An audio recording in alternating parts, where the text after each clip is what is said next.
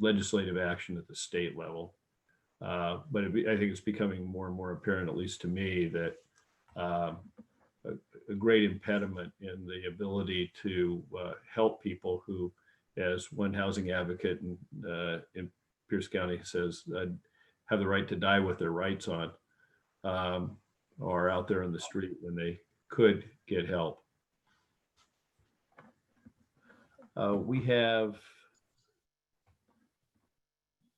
another John with a hand raised.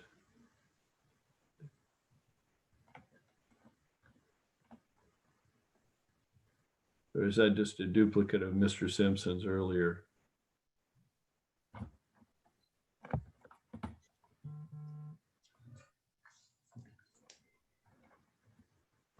Well, if not, well, thank you again, Mr. Witko and committee.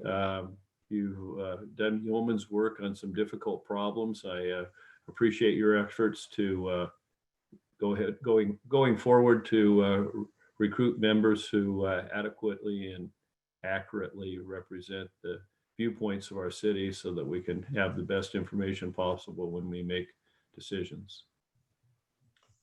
Thank you, Mayor Anderson.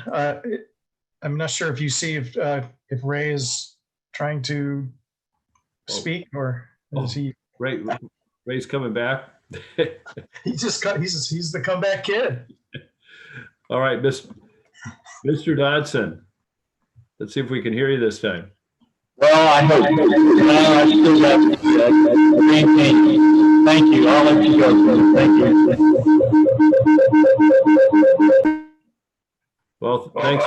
That was entertaining. For the attempt. We'll move on to our next topic at warp speed, which is the Point Defiance bypass rail update. And for this, we have Mr. Andrew Austin, the Government and Community Relations Manager for Sound Transit. Hi there. Thank you, Mayor Anderson and Council. Thanks for having us tonight. We're happy to give an update just about what's going on with the potential resumption of service at Point Defiance bypass. And what you'll hear tonight is not a definitive schedule for when the service is going to be coming back or not, but you will hear a process for how we as the railroad owner are working on this important piece of work. So I'm joined tonight by Julie Marshall, who's our director of our project transition office, Moises Gutierrez, who's our interim chief safety officer, and Paul Dennison, who's our interim executive director of operations. Julie and Moises are going to be doing most of the talking, and Paul and I will be on hand for any questions you have after our relatively brief presentation. So with that, I will turn it over to you, Julie, or Moises. Thank you. Can you hear me okay? I can hear you, Moises. I can't hear you, Julie, for some reason. Can you hear me now? Yeah. Okay, it's not allowing me to share my screen. It says it's disabled. Can you enable that, Ms. Kelly Fong? It has been enabled. Ms. Marshall, try again. Thank you. All right, Moises, can you see the screen? Yes, I can. Okay, you're up. Great, thank you. Well, we'll go ahead and get started. Thank you again, Mr. Mayor and members of the City Council. We appreciate your time this evening. I'll go ahead and reintroduce myself. My name is Moises Gutierrez, and I'm the Acting Chief Safety Officer at Sound Transit. I've been in that role since early December of last year. And as Andrew noted, with us is also Julie Marshall, Director of the Project Transition Office, and then Paul Dennison, Executive Director of the Operations Department at Sound Transit. Next slide, please. We are here to provide you with a briefing on the resumption of passenger service on Point Defiance bypass, and also to provide an update on other changes that we're incorporating at Sound Transit relative to the broader safety function. Next slide, please. Before we get into the details, as Andrew noted, it's important to acknowledge Sound Transit's priorities and areas of focus prior to allowing Amtrak to resume service of the bypass. First of all, Sound Transit is the owner railroad, and that is a role that we're taking very seriously. And with that, we will enforce compliance from Amtrak and WashDOT prior to use of the corridor. And this means that safety will continue to drive progress, not schedule.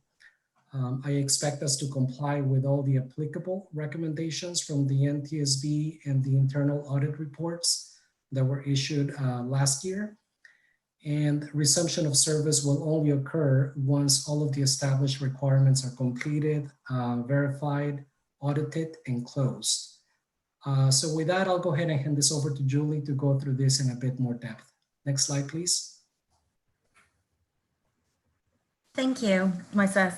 And good evening. Again, my name is Julie Marshall, and I'm the director of the Project Transition Office, and I oversee all of the agency's activation processes for our major light rail extensions, the Sounder Commuter Rail, and as well as our bus Stride Rapid program.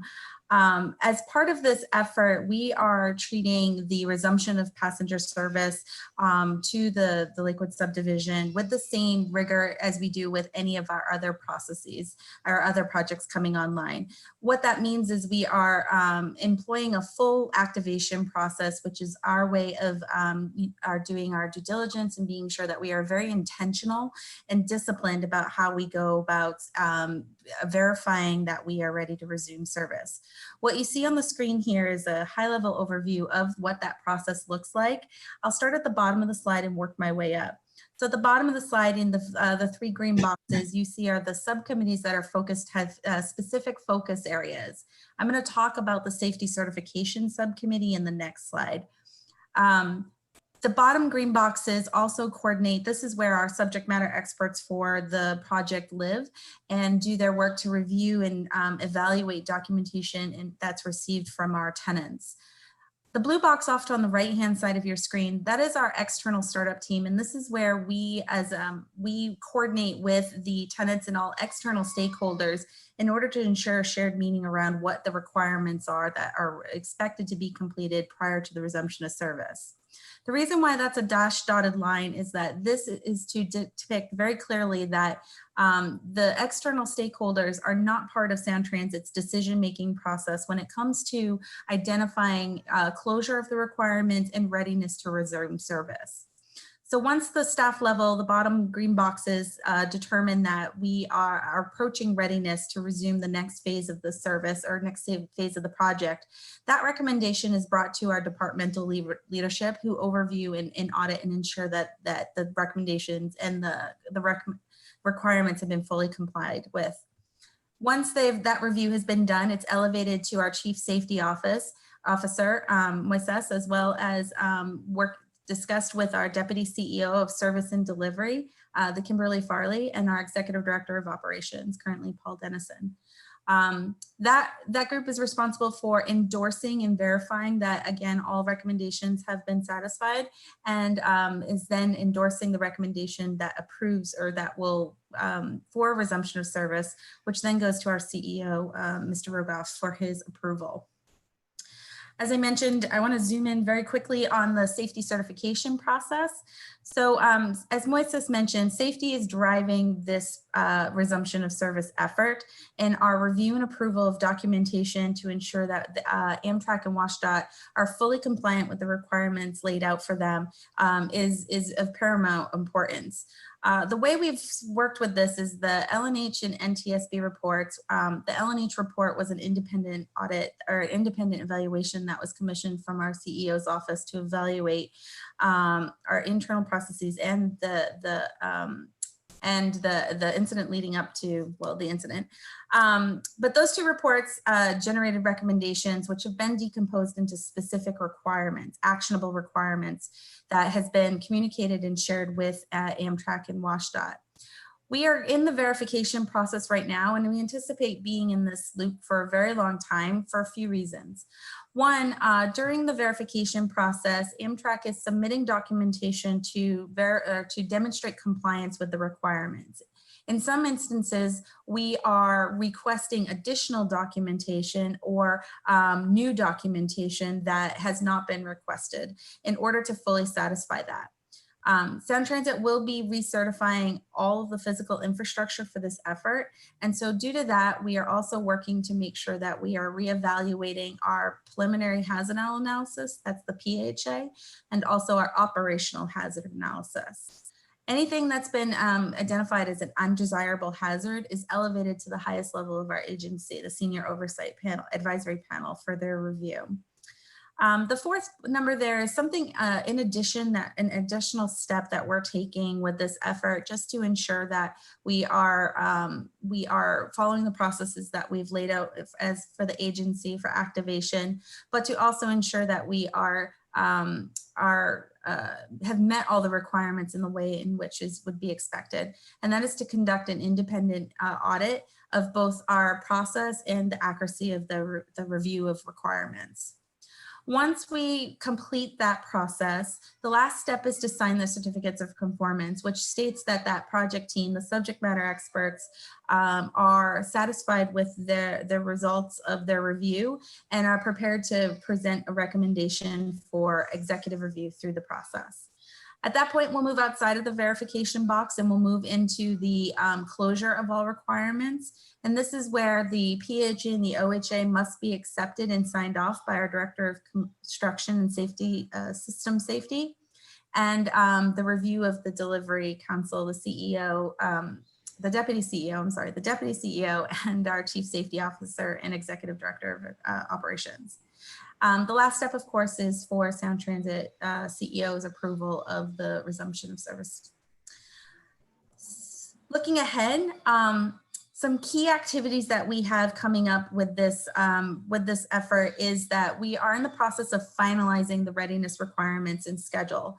As Moises mentioned, safety is driving the schedule. Schedule is not driving this process. So all requirements are tied to an activity in the schedule that will only be closed out once we have acceptance of compliance. If there's no acceptance of compliance, then that requirement won't be closed and the schedule will continue to move out until we have full compliance. So we're in the process of finalizing that and developing the schedule so that way we have a better idea of tracking when we might be getting closer to a resumption of service. At this time, we have no identified window for that. We are still in the very early stages of finalizing these requirements and communicating with Amtrak and WashDOT of what's expected. But the other key part that we have that we're trying to finalize with the schedule is also making sure that we have adequate notice to our elected officials in the community where who were impacted by the 2017 incident.